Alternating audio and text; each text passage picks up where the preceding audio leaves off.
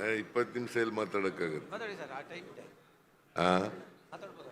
ಇಲ್ಲ ಇಲ್ಲ, ಅವರು 2:15 ಬರ್ತಾರಂತೆ. ಇಲ್ಲಪ್ಪ, ನಾನು 2 ನಿಮಿಷ ಮಾತಾಡೋದು.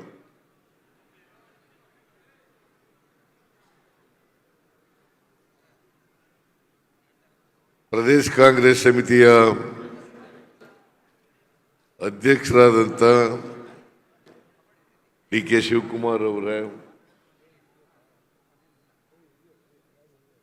ಎ.ಸಿ.ಸಿ ಕಾರ್ಯದರ್ಶಿಗಳೇ,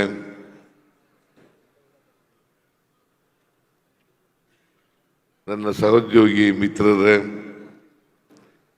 ಕಾಂಗ್ರೆಸ್ ಪಕ್ಷದ ಕಾರ್ಯಾಧ್ಯಕ್ಷರುಗಳೇ, ಇತರ ಎಲ್ಲ ಪದಾಧಿಕಾರಿಗಳೇ, ಇಲ್ಲಿ ಭಾಗವಹಿಸಿರ್ತಕ್ಕಂಥ ಆತ್ಮೀಯ ಬಂಧುಗಳೇ, ತಾಯಂದಿರೇ, ಮಾಧ್ಯಮದ ಸ್ನೇಹಿತರೆ, ಸಮಯ ಬಹಳ ಕಡಿಮೆ ಇದೆ.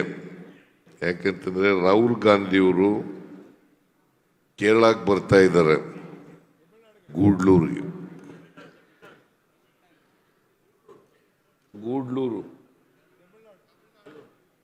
ಗೂಡ್ಲೂರಿಗೆ ಬರ್ತಾ ಇದ್ದಾರೆ. ಅದು ಮೈಸೂರು ಮೇಲೆ ಹೋಗ್ತಾ ಇದ್ದಾರೆ. ಮೈಸೂರಿಗೆ ಬಂದು ಮೈಸೂರಿಂದ ಹೆಲಿಕಾಪ್ಟರ್ನಲ್ಲಿ ಅಥವಾ ಕಾರ್ನಲ್ಲಿ ಹೋಗ್ತಕ್ಕಂಥ ಕಾರ್ಯಕ್ರಮ ಇದೆ. ಸೊ ನಾನು ಕೂಡ ಹೋಗಬೇಕಾಗಿದೆ ಮೈಸೂರಿಗೆ. ಅದರಿಂದ ನಾನು ಹೆಚ್ಚು ಹೊತ್ತು ನಿಮ್ಮ ಜೊತೆಯಲ್ಲಿ ಇರಲಿಕ್ಕಾಗಲ್ಲ, ಅದಕ್ಕೋಸ್ಕರ ಕ್ಷಮಿಸಬೇಕು ಅಂತಕ್ಕಂಥ ಮಾತುಗಳನ್ನು ಹೇಳಲಿಕ್ಕೆ ಬಯಸ್ತಾ ಇದ್ದೇನೆ.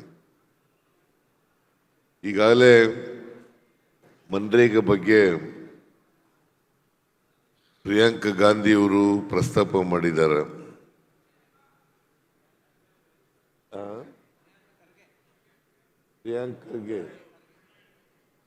ಪ್ರಿಯಾಂಕ್ ಖರ್ಗೆ ಅವರು ಗ್ರಾಮೀಣಾಭಿವೃದ್ಧಿ ಸಚಿವರು. ಅವರು ಅನೇಕ ವಿಚಾರಗಳನ್ನು ನಿಮಗೆ ತಿಳಿಸಿದ್ದಾರೆ. ಕಳೆದ ತಿಂಗಳು ಎ.ಸಿ.ಸಿ ಮೀಟಿಂಗ್ ಆಯಿತು, ವರ್ಕಿಂಗ್ ಕಮಿಟಿ ಮೀಟಿಂಗು. ನಾನು ಆ ಮೀಟಿಂಗ್ನಲ್ಲಿ ಭಾಗವಹಿಸಿದ್ದೆ. ಕೇಂದ್ರ ಕಾಂಗ್ರೆಸ್ನವರು ಮನ್ರೇಗಾ ರದ್ದು ಮಾಡಿದಾರಲ್ಲ, ಇದನ್ನು ಬಹಳ ಗಂಭೀರವಾಗಿ ಪರಿಗಣಿಸಿದ್ದಾರೆ.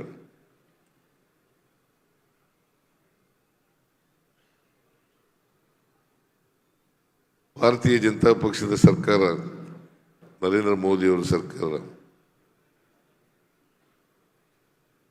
ಮನ್ರೇಗಾವನ್ನು ರದ್ದು ಮಾಡಿ ವಿ.ಜಿ. ರಾಮ್ಜಿ ಅಂತಕ್ಕಂಥ ಹೊಸ ಕಾಯ್ದೆಯನ್ನು ಮಾಡಿದ್ದಾರೆ. ಅವ್ರಿಗೆ ಮಹಾತ್ಮ ಗಾಂಧಿಯವರ ಹೆಸರಿರ್ತಕ್ಕಂಥದ್ದು ಅಲರ್ಜಿ.